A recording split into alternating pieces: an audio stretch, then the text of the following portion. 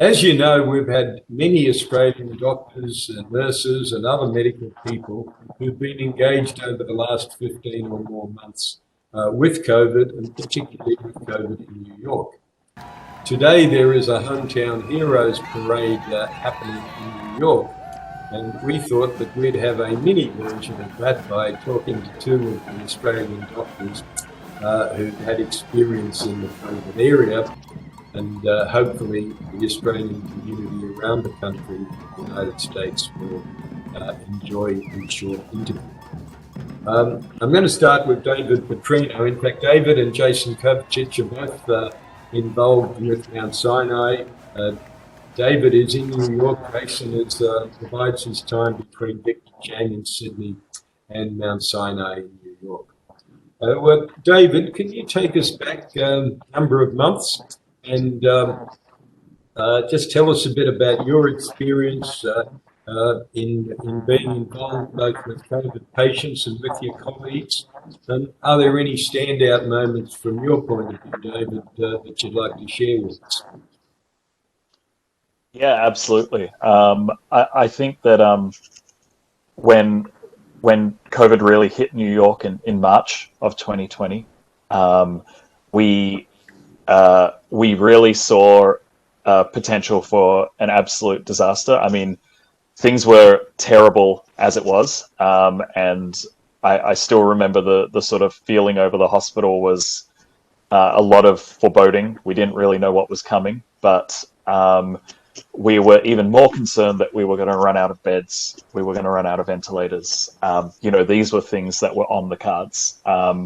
We saw the atriums of our hospitals being turned into temporary ICU beds. We saw Central Park being turned into a makeshift hospital. And these were challenging things to see because, we just knew that there was a big influx of patients coming. My team is, in non-COVID times, my team is very much focused on mobilizing advanced technologies to help patients and to help clinicians. So one of the first things that we did was we created a remote patient monitoring program for COVID patients, both in New York and all over the United States, where they could download the app, track their symptoms, and have a conversation every single day with a clinician. And we ended up managing the case of thousands of patients around the United States, and making sure that they got the care that they needed. And if the situation was becoming desperate, they could be routed off to an emergency department and admitted quickly, as opposed to waiting in a long line and being sent away. Okay. Fascinating. And David, could you also give us, you've got 4 or 5 people, I think, working for you at Mount Sinai. Could you just give us a sense of your involvement in what you were doing a year or so ago? Did I say David? I meant Jason. No problem. Thanks, Mr. Greiner. Thanks for inviting me to participate in this. It's great. So as you said, I actually moved back to Australia about a week before the lockdown started in very, very late February, early March of 2020. But the plan had always been to be part Sydney, part New York. But with COVID, I sort of got stuck out in Sydney and came back to be the executive director of the Victor Chang Cardiac Research Institute, but still with a team of 5 people working in cardiovascular research at Mount Sinai. So we rapidly set up a program of daily, twice daily Zoom meetings and texting and apps and cloud-based things. And really the lab, and I'm sort of proud of this, the lab started complaining that they were seeing more of me from the other side of the world than they ever saw when I was actually in New York physically there. So we set up sort of really robust lines of communication, and to their enormous credit, they really toiled on through the midst of COVID and carried on with the important research of the lab. And still we're succeeding today on this basis. So the lab's gone from strength to strength, and now I have a small team at the Victor Chang Cardiac Research Institute in Sydney, and we're sort of building this theme of one lab with two nodes, one in New York and one in Sydney, and it's been going extremely well. And now I'm also involved at St Vincent's Hospital in Sydney here in seeing cardiology patients, and even as I'm sure all the listeners know, Sydney is currently under lockdown resulting from the Delta strain of COVID, and so even through now, we actually are helping to look after a few COVID patients up on the ward at St Vincent's. Yeah. Thank you, David. I'm told you've been involved a bit with what I call long-haul COVID patients.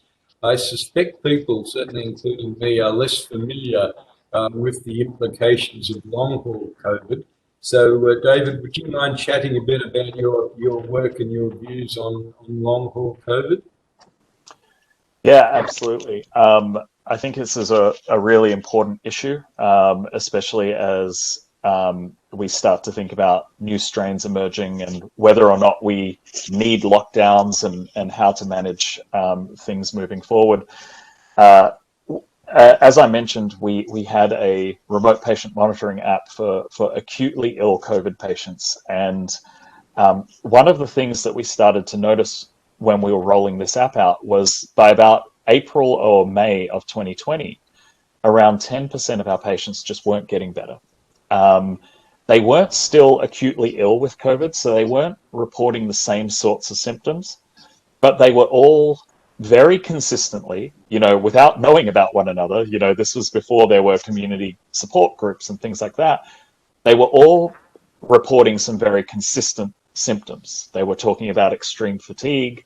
They were talking about inability to exert themselves at all without having 2 or so days of long-term symptoms, heart palpitations, shortness of breath, headaches and dizziness, and all sorts of broad and unusual symptoms that were emerging. And over the course of treating thousands of mildly ill COVID patients, this number of 10% really stayed consistent. So we were seeing in less severe, non-hospitalized cases, around 10% of these people getting this post-viral syndrome.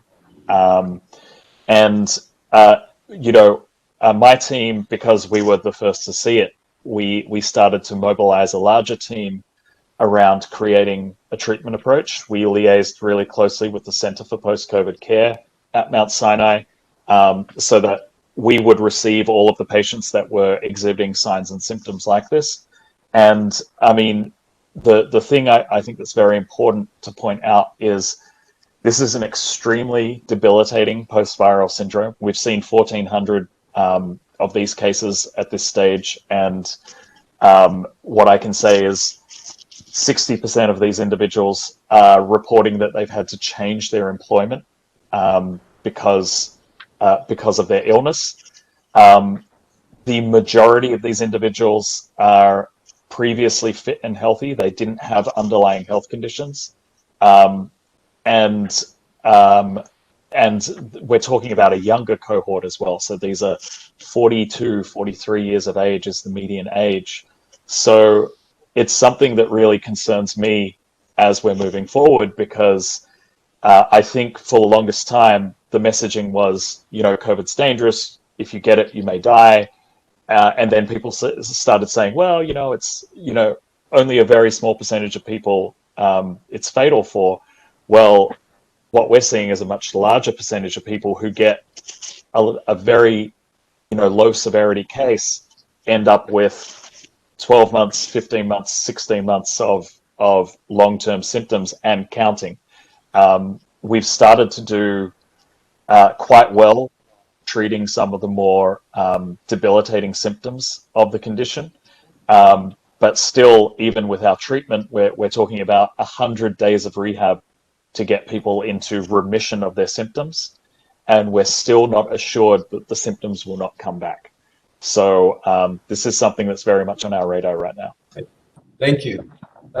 Jason, can I ask, is there an Australian experience yet in the sort of long-haul COVID, the sort of thing David was just talking about? And in any case, given that we're now on Wednesday in Australia and the excellent Gladys is presumably going to make a hopefully good news announcement about lockdown, could you just give us your personal perceptions of how we're going in Australia with the fight against COVID in general?